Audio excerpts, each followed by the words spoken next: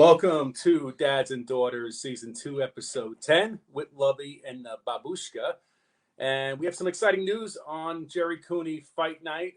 Jerry had, unfortunately, an injury, rotator cuff, so he's going to be a referee on January 8th, 2022. And I'm going to be actually going in the ring with Terrible Tim Witherspoon, two-time heavyweight champion. And you guys all know him. And I'm going to have Irish Mickey Ward in my corner, of course, and James Bone Crusher Smith, who actually beat Witherspoon for the heavyweight title at the Garden, 1986, and Johnny Damon. I don't know what Johnny's going to do in my corner. We're not sure yet. But gonna also have Larry Holmes, Tracy Morgan, Michael Spinks, the Spinks Jinx, Iran Barkley, Benny Paz, Chuck Wepner, the Bayonne Bleeder, Doc Gooden, Jeff Nelson, Otis Anderson. So gonna be an exciting night. So a little change in the plans and with Jerry's work, but Jerry's gonna be the referee and. We'll see if I can take on Tim Witherspoon. Girls, do you think Daddy has a chance against this guy named Terrible Tim? Or I don't know. You don't know. What do you think, Jenna? What? Do I have a chance against Terrible Tim Witherspoon? No. No chance. So my girls are not in my corner, but we'll see. So I want to commend Kelly for being featured on Spectrum News North Carolina this week. Great story on a lot of Kelly's great work that she's done. So let's see if we can roll that clip. 3, 4, 5, 6. Kelly Dempsey has interests of her own like any 18-year-old. 1, 2, and 1. And cheerleading is one of them. 3, up 4. I was in middle school and I really liked the sense of community and teamwork that the cheerleaders had. Off the mat, her dad Mike and dog Gizmo are the home team. Come on, Gizzy, let's go. See all the other dogs and our neighbors and just enjoy being outside in the fresh air after school all day. There's a lot more to this ferociously cute pug than a curiosity for my iPhone. You see, Gizmo and Kelly have much in common, just as he overcomes his disability, making it on 3 legs. Kelly navigates her disability. She has Asperger's syndrome. We don't let challenges stop us. Asperger's syndrome is a condition on the autism spectrum. Labels don't limit Kelly. She's an advocate for autism, and her superpower is spreading awareness. Because I think kindness is very easy. All across social media. We definitely need a lot more of that in the world, and I'm so happy with what you're doing. I knew about children with autism, but didn't think I'd ever be a parent of one, and I really had to kind of go into that kind of gear. They are all in this together. It's why they made a show. Welcome to Dads and Daughters, Episode 7, with Kelly, Jenna, and Gizzy. Called Dads and Daughters on Facebook. Just to showcase the stories of kids with special needs. My whole life, I feel like I've been maybe underestimated due to my disabilities. Very proud of my daughter. 2 daughters here. Jenna got straight A's, did a great job in school this semester, so did Kelly. But now let's jump ahead from what's on your screen to behind the scenes. Okay. It's the day I'm at their home to see how they make it. So once we get going, we're going to be good. Eric, how's your sound? You can hear us good?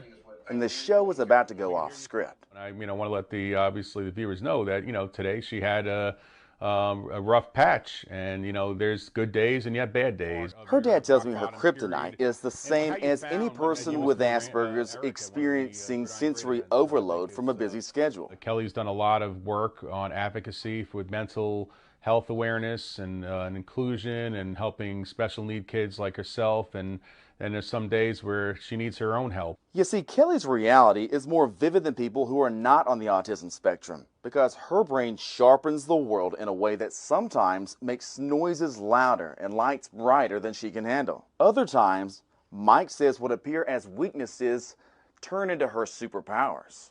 And sometimes Kelly will help me when I can help her a lot as a parent, and sometimes the child helps the parents. So we have that relationship too. I think because of the disability, they only see the limitations instead of what I can truly do as a person.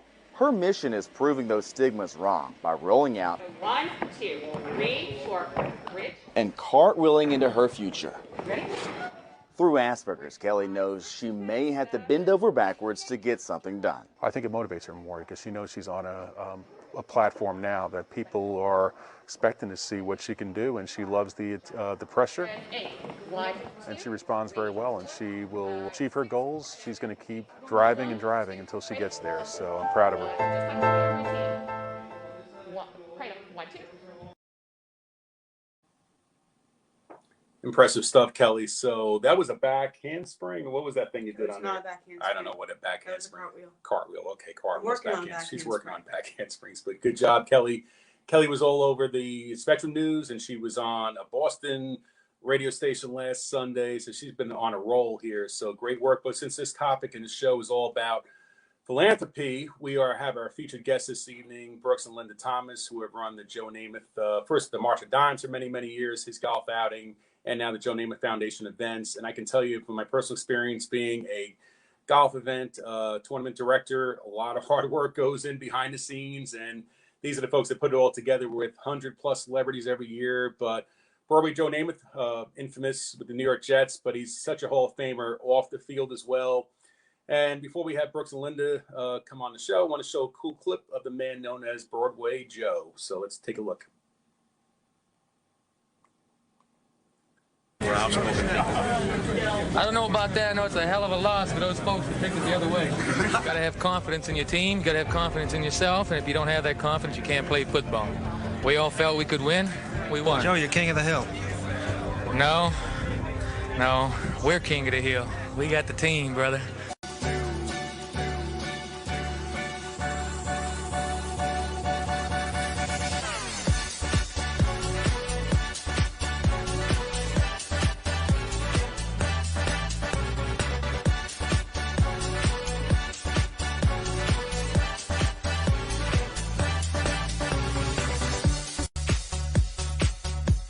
Yes, we did it to prove that Beauty Mist can make any legs look like $1 million. Now, I don't wear pantyhose, but if Beauty Mist can make my legs look good, imagine what they'll do for yours. Sometimes they talk about drinking and conniving around with ladies and stuff. It seems almost un-American to me for a bachelor not to marry, go around having a drink with a lady now and then. Why all of a sudden that's become an evil in me? Just trying to get by. I have a lot of nice memories of New York City since I was a boy. Most of my work has been live here in New York, as tonight is. And I don't care how long you've been in this business, there's nothing like singing to live people, baby. It's great. Now we have a brand new...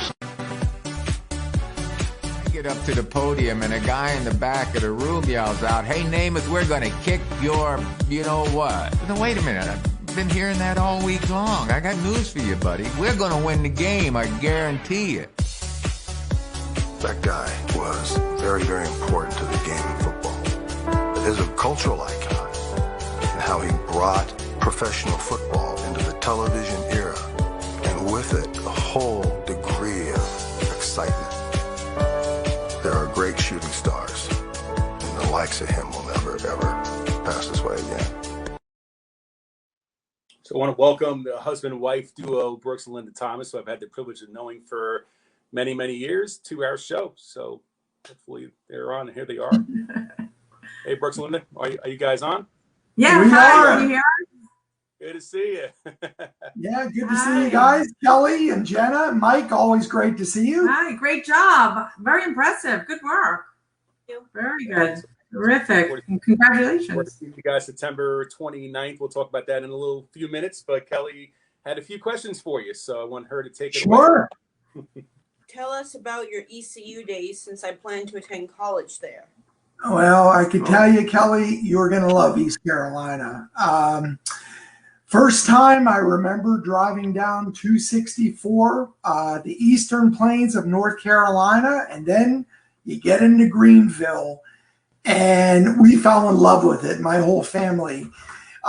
It was beautiful. You're an hour from the ocean. Growing up in Pittsburgh, that was a big selling point. Great university, and it's only grown since I attended. The biggest challenge I had growing up in Pittsburgh, February is usually very difficult with a harsh winter. I'm not used to 80-degree days in February. And if I had to do it over again, I don't know if I would take an accounting course Monday, Wednesday, Friday at 3 o'clock in the spring semester. So, but wishing you all the luck, and you're going to love it, Kelly. And you're going to do great. Thank you. How did you get involved with the New York Jets in PR and community relations after graduation? Oh, well, after I attended East Carolina, and because at the time they didn't have a communications degree, I transferred back home to the University of Pittsburgh, finished up at home, and had a great opportunity. I covered the baseball team for the sports information department in East Carolina and football and basketball, but then got the opportunity to do Big East basketball with the Pitt Panthers and the Pitt football team. So my senior year, I remember I worked in the sports information office, the SID. Jim O'Brien got a phone call from Frank Ramos, the PR director, asking, do you have an intern candidate that might be interested in interning with us? And I took the leap of faith and interned with the Jets 1987, 88. And I was hired full-time in 1989 and stayed through 1997. Great experience. Well, I think we kind of know how you got involved with Joe Namath. You're both from Western Pennsylvania, but I'll let Kelly ask the next questions. How did you get involved with Well, you know, Mike, you hit it right on the head. I remember the first practice, and Joe was doing TV at the time for the Jets. And I was looking forward to meeting him, growing up in Western Pennsylvania as well. And I remember he came out to the field, and Frank Ramos made an introduction. And from that point on, we had synergy. We were both Western Pennsylvanians, and a friendship that is now 34 years old developed on that first meeting in the practice field at the Jets practice.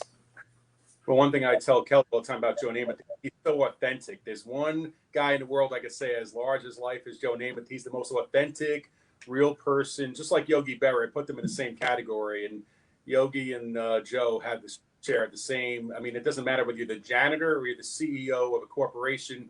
He's going to come over to you, maybe not during COVID and give you a big hug, but you know, Joe's just that warm kind of guy. And I mean, anybody who hasn't had the privilege to meet him, you're missing out because he is Hall of Famer off the field. But I know, Kelly, you had the next question about for Brooks and Linda. How much money has been raised over the 30-plus years of Joe's March of Dimes event, and why did Joe pick March of Dimes as his charity of choice? I'll start it. After I worked with the New York Jets, I went to work for the New York Rangers Hockey Club. And then my next stop was the March of Dimes as director of marketing and communications. When I got to the March of Dimes, the first thing I realized is they really didn't have a face, a prominent face, being in the New York metropolitan area. So instantly I thought of Joe Namath. Joe Namath, like your dad, Kelly, all about his daughters. And he has two daughters as well, Jessica and Olivia. And they are the love of his life and still are today. So I thought this would be perfect. You know, the March of Dimes was all about saving babies and children and families. And couldn't have thought of anybody. So Brooks called him up and he asked him, and Joe couldn't have been happier to do it, you know. And I think we first started with the walk. And he actually walked all 10 miles of the March of Dimes walk. I mean, I couldn't even do it. He did it. He walked with the crowd. And, you know, he never, you know, gave up. He went from beginning to end all the way through. He wasn't just a face saying, hello, everybody. Good luck. Have a great walk. Thank you for supporting. He got down there and he walked the streets with everybody. 20,000. He has bad knees as well. Everybody knows. Exactly. Yes. In walking, I mean, I would cut out. He'd still be going. You know, I'll share with you a quick story. And Mike, to what you were saying earlier about what kind of person Joe Namath is. The Staten Island division, which is a community right outside of New York, and they were having a smaller event. And Joe was at the big Manhattan event with 20,000 people. And he agreed to go to the Staten Island event. Just happened to be that all of a sudden they were getting a little bit of rain during the walk. New York, typical New Yorkers, they went right through. They kept marching in the rain. Staten Island, for safety issues, they opted to call the event. So you had about 500 people just waiting to meet Joe Namath because he knew after the New York walk he was going to go over. So it was funny. The executive director of the March of Dimes, we're about mile number 9, and he taps me on the shoulder. He goes, Staten Island has canceled their event. They got about 500 people waiting to see Joe. Do you think we could pull him off? I said, no, he's going to want to finish this walk, but if you really want to go for it, ask him. He went up to ask him, and you talking about a shutdown. Joe said, listen, you got moms and dads, grandparents, uncles, brothers walking. I am not going to leave until I finish this walk. Mm-hmm. So we finished the 10th mile. He had a couple bottles of water. We jumped in a car, went over to Staten Island. There were 500 people still waiting. He visited with every one of them, took a picture, and autographed as much as he could. And that just tells you what the person Joe Namath is all about. Well, I'll tell you a story. Kelly and I have been a guest of Tim Tebow's event as well in down in Florida. And Tim is the same thing. When Kelly, you're on the 18th hole, Tim is always the last person who goes there, and he spends at least an hour or two. And I think the dinner was even starting, and Tim wanted to make sure he talked to every kid, every wish kid, everybody who was there, and just, it was so genuine. And he's not just there for photo op; he's there to really interact, connect with everybody. And Kelly's had that privilege of getting to know Tim. And Joe is the same way. So I think they're like kindred spirits in a way. So that's really absolutely. Well, Kelly, you had another question about Linda and Brooks that I want to. How did you meet Linda, and how did you get her involved with you in the? That's a good one. We met at one of our favorite watering holes. we met, and I actually ended up giving him my right number. I don't know what I was thinking, but I did. And he called, and we just hit it off, and rest is history from there. But as far as getting involved in the March of Dimes and with the Joe Namath Foundation, what happened is that the first golf event that the March of Dimes had with Joe, I came there as just like a volunteer helper, to see what was going on. And I noticed that, a lot of the guys, just there wasn't much direction with the celebrities, and everybody was kind of tippy-toeing around the celebrities. And you could tell like how shy I am, right, Kelly? Yeah, and Jenna, I just jumped right in, and that was it. Here, you do this, that. There has to be some kind of leadership, and you can't be shy, and you can't, be.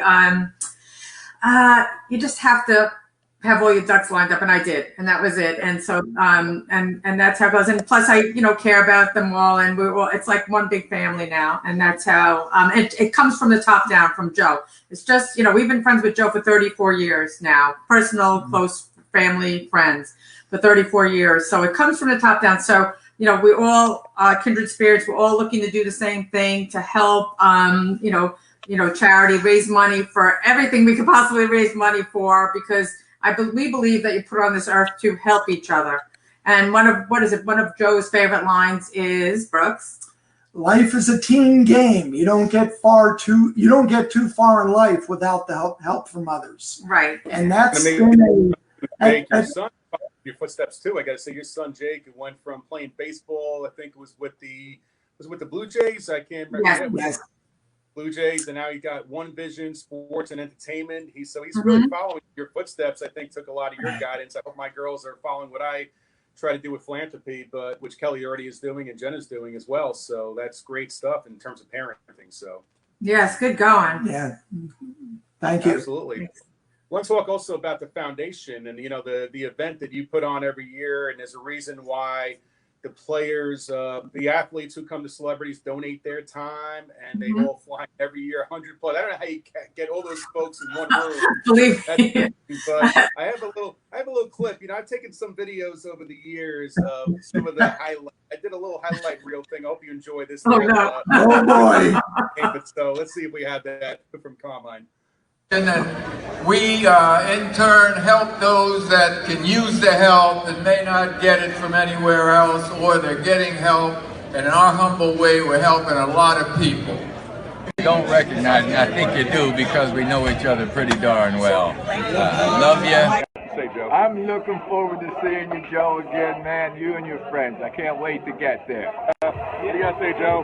Hey, Sal, thank you for these books, first of all, but thanks for the memories, man. I remember being in there so many times. I just appreciate the hospitality and the love, buddy. And he's 75 years old, too, Mr. Namath there. So 75 is a lucky number. So we want real estate in Cincinnati. That's right. Cincinnati is a place. We don't refer to it as Cincinnati. Yeah. Cincinnati has some. Your dad likes Skyline Chili. I Great heard. chili. Come on. Grater's ice cream.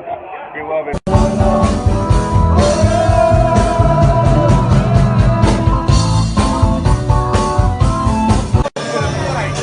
We gotta get this on.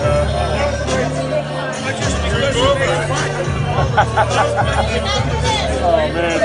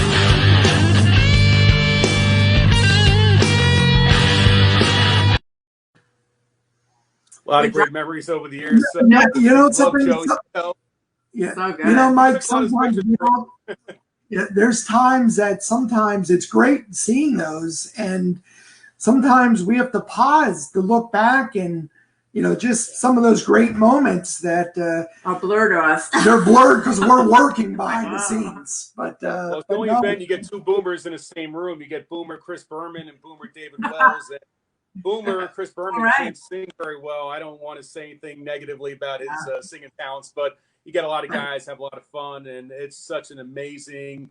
I can't wait I'm going to be golfing out there. I'm taking golf lessons right now at Golf Tech, and you're going to see a whole new improved golf guy out there September 29th. And also 3 days, we have Marty Lyons, Victor Green, and Joe Namath back-to-back. So if you're a Jet fan, Long Island is the place to be September 27th, 28th, and the 29th and 30th for both to go. So I got to plug that. So, but Kelly, you have another question? 22nd, 23rd, Mike. Yeah. Oh, okay. I got it. The 22nd and 23rd. 20. Okay. There's 3 of them. They're all blurring. So. They're all blurring. It's all good. I just can't wait to get out there. Post. Yeah, it's gonna be awesome. Absolutely.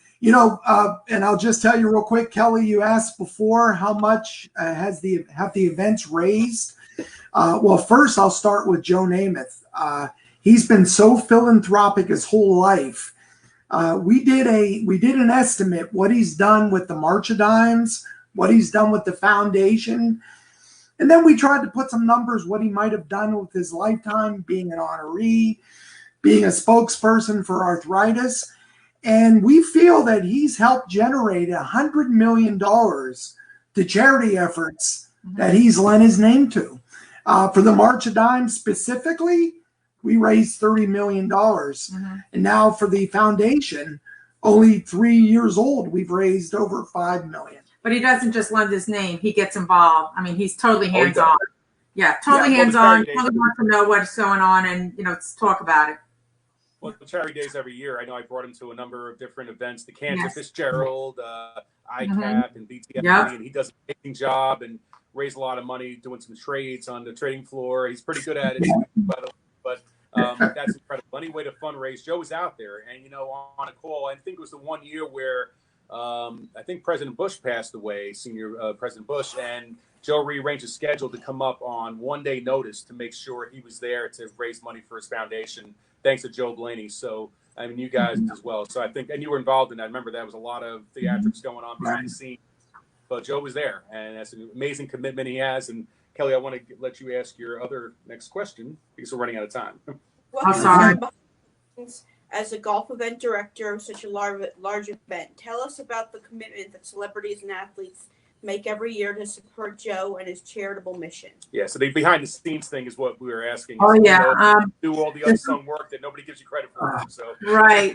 The celebrities are so generous. They come in. They come from all corners of the United States, from Washington State, from California, from Minnesota, from everywhere, and they fly in. We fly them in. Delta's been our partner for all these years, and they fly them in first class. And we have one of our founders and committee members. He donates his limo service and picks them up and delivers them, takes them where we need to go. But the celebrities make sure they take time out of their very busy schedule and donate their time totally. Absolutely. And it's a lot of coordination because, we call them up. We have to get, make sure that they're scheduled. Some of them call us up to make sure when the event is, they really want it's like a family now already. It's been, 15 years. This is going to be our 16th year with the name, with Joe Namath, golf. And what is it, our third year with the foundation? It's going to be our third year. I'm getting mixed up because of the pandemic. So everybody's very charitable, and we're all, doing the right thing. That's all I could say. And we have fun. And we have fun. You have fun, but it's amazing. A lot of work. I did it 1 year as the Hanks Yanks event director, and I can tell you it was a lot. I really saw it firsthand. But any advice for Lisa Fuhrer, Grant Fuhrer's wife? Next week we hit the links in 5 days. I just spoke to her. I spoke to her 2 days ago, maybe yesterday. Was it yesterday? Yesterday. Yeah. She's doing it all by herself. Yes, so I said to her, I said, Lisa, you're going to do great. Just take it easy, deep breath. You're surrounded with great people. It's going to be fantastic. Well, we got a video message, I think, from a guy named a Hockey Hall of Famer. I think we have got a video popping up from somebody who's going to be there supporting this great Grant Fuhrer first annual celebrity events. Let's check it out. Cool. Hello, everyone. Hi, I'm Wayne Gretzky. And I thought I'd take this opportunity to reach out to each and every one of you on behalf of Lisa and Grant Fuhrer. Obviously, this is a very tough time for everyone involved. This pandemic has been horrible, and no one has put more time and energy into this event than Lisa and Grant. We just wanted to take time to thank all the golfers, all the sponsors, of course the golf course, and for everyone to hang in there. That's great. Wayne Gretzky. I know with the Rangers, so you appreciate the hockey. I'm not as big a hockey fan as you are, Brooks, but Wayne Gretzky's awesome. Can't wait to hit the links. I'm sure Grant will be with us in Long Island. Yes, they're coming. Mm-hmm.